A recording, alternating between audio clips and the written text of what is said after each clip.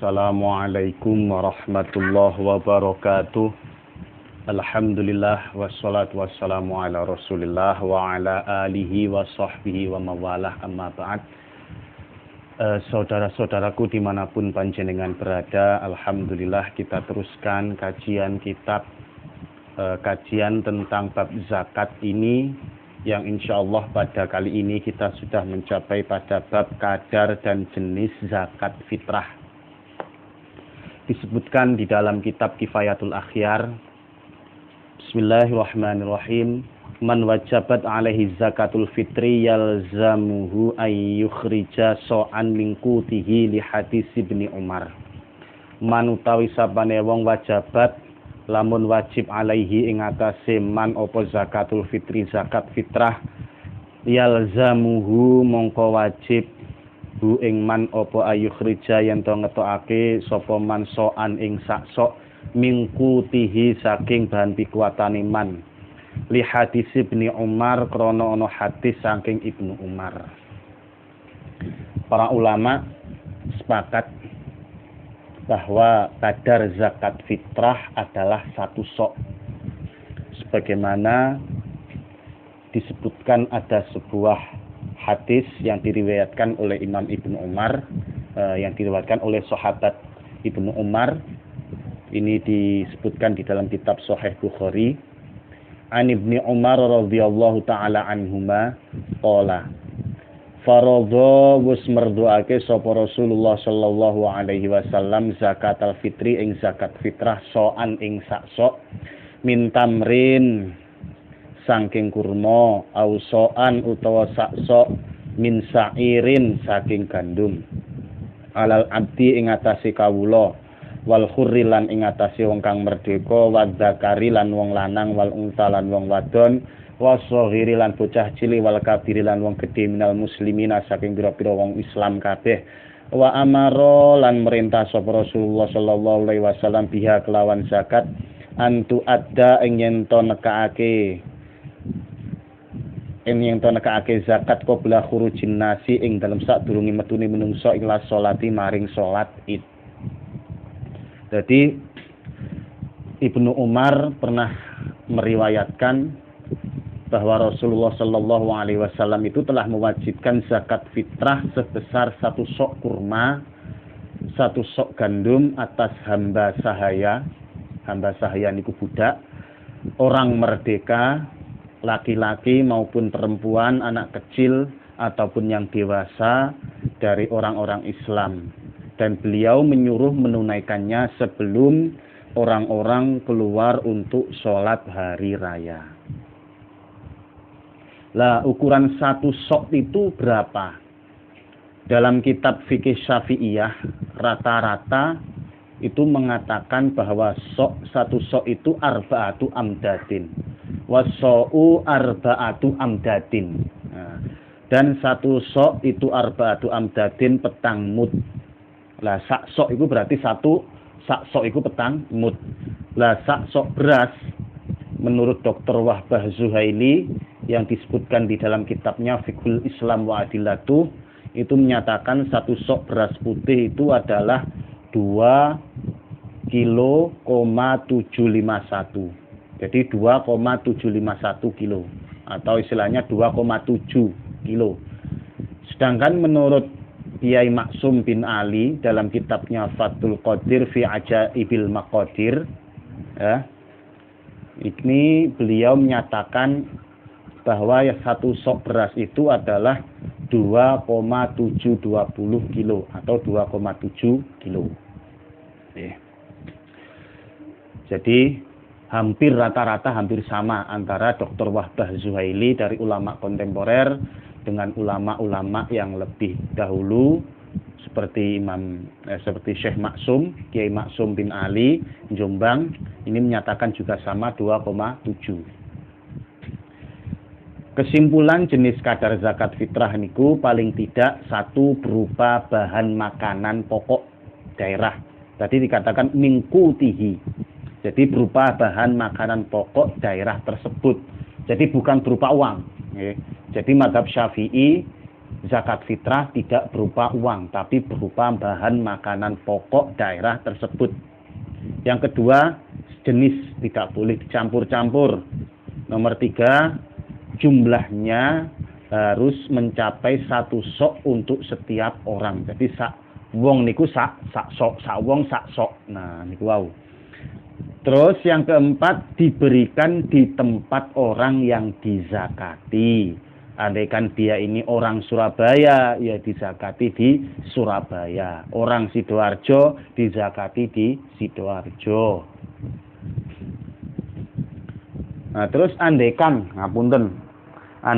ada orang yang mengeluarkan zakat fitrah dengan beras raskin, boleh apa enggak?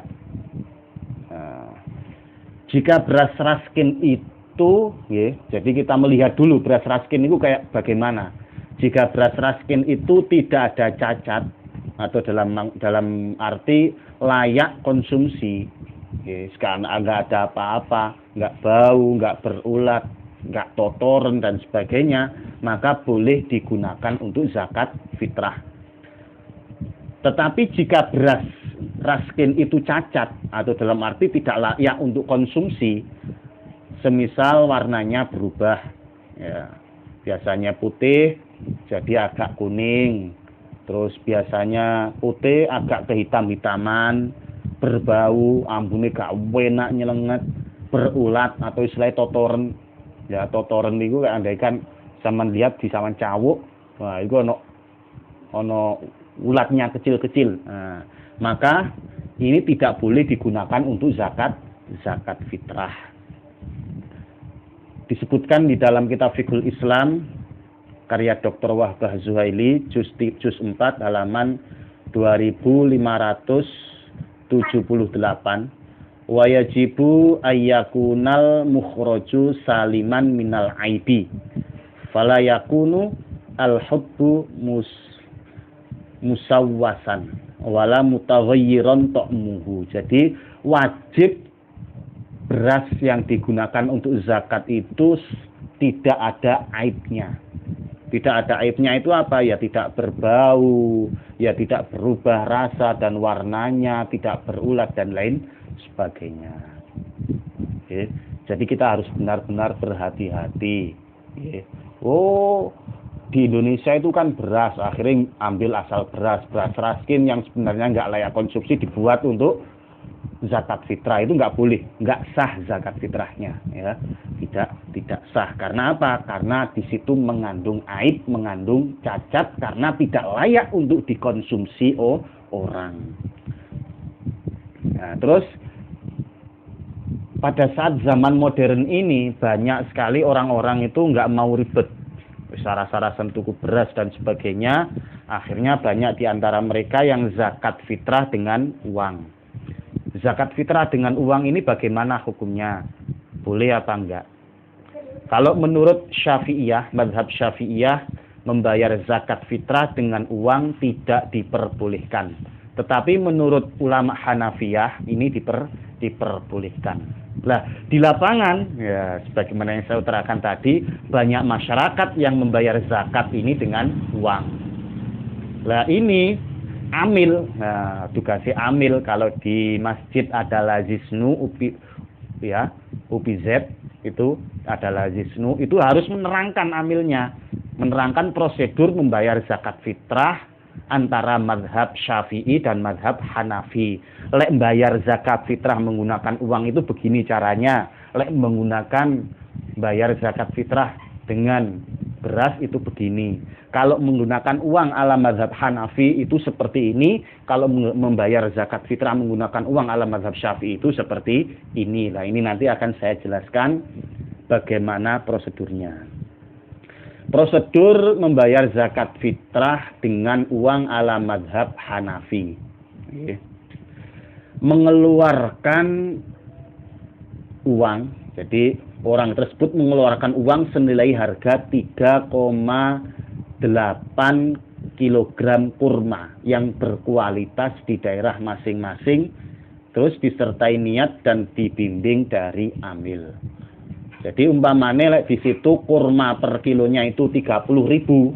Nah, kurma per kilonya 30.000, ya tinggal mengalihkan 30.000 kali 3,8 kilo. Berarti berapa?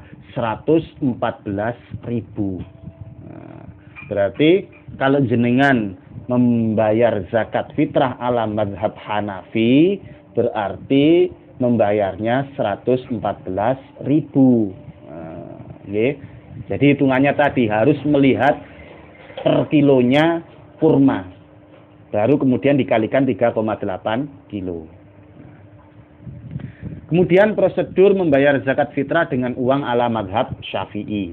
Nah, amil atau pengelola zakat semisal Lazisnu menyediakan paket beras yang berkualitas.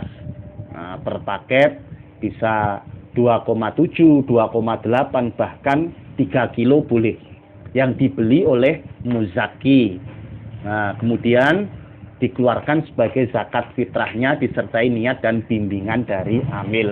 Jadi panitia atau paling enggak amil atau lazisnu ini sudah menyediakan beras paketan, ya.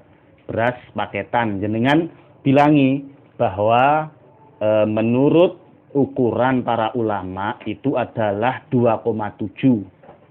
Ya. Menurut para ulama beras zakatnya itu 2,7. Lah di sini ini disediakan beras 3 kilo. Lah selebihnya ini bagaimana? Jadi kalau selebihnya ini jenengan ikhlaskan, jenengan buat sodakoh. Nah, ini harus dijelaskan. Tapi kalau jenengan membuat paketan langsung 2,7 ya sudah itu aja, nggak usah dijelaskan bahwa selebihnya itu sodakoh, nggak usah. Tapi kalau memang 3 kilo langsung, yang jenengan jelaskan selebihnya ini dibuat sodakoh. Nah, tapi ini yang untuk hati-hati bagi para panitia dan amil zakat, lazisnu, jangan sampai ada jual beli di dalam masjid. Nah, ini yang sering terjadi jual beli di dalam masjid. Ini jangan sampai terjadi, apalagi di masjid-masjid kita, masjid-masjidnya orang NU, ngisin-ngisini, ya. Karena orang NU itu adalah mayoritas cekelane para kiai, nggih. Mosok sih gak ono sing ngandani. Nah, makanya kalau bisa jangan sampai jual beli di dalam masjid tentang masalah beras.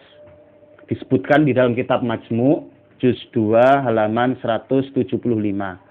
Al-hadiyata asyrata tukrahu al-khusumatu fil masjidi wa raf'us sauti fihi wa nasdu dhalati wa kadza al-bai'u wasyira'. Nah, jadi jual beli di dalam masjid itu makruh. Jadi jangan sampai kita jual beli di dalam masjid, ya. Kita hindari kemakruhan-kemakruhan di dalam masjid. Lah terus bagaimana? Ya kita coba untuk di area-area yang di situ itu bukan wakaf masjid. Halaman masjid andaikan ini adalah limaslahatil masjid, boleh jenengan untuk buat transaksi di situ. Bukan di masjidnya, bukan, tapi di halaman masjid yang di situ itu bukan diwakafkan untuk masjid, tapi limaslahatil masjid boleh. Nah, jadi untuk jual belinya silakan ditaruh di sana. Nah, jangan sampai di dalam masjid, karena yang sering saya lihat itu adalah ada jual beli di dalam masjid. Walaupun nggak haram, tapi makruh, tapi nggak pantas kalau buat kita, karena sudah tahu itu makruh kok nggak dijauhi. Jadi teman-teman sekalian yang dimuliakan oleh Allah Subhanahu wa taala, demikianlah kajian tentang bahasan zakat fitrah, tentang kadar dan jenis zakat fitrah. Semoga apa yang telah saya sampaikan ini bisa bermanfaat bagi panjenengan semuanya, dan mohon maaf apabila ada kata-kata yang sedikit kurang enak, kurang sopan menurut panjenengan. Sekali lagi saya mohon maaf yang sebesar-besarnya. Wal afu minkum. Wassalamualaikum warahmatullahi wabarakatuh.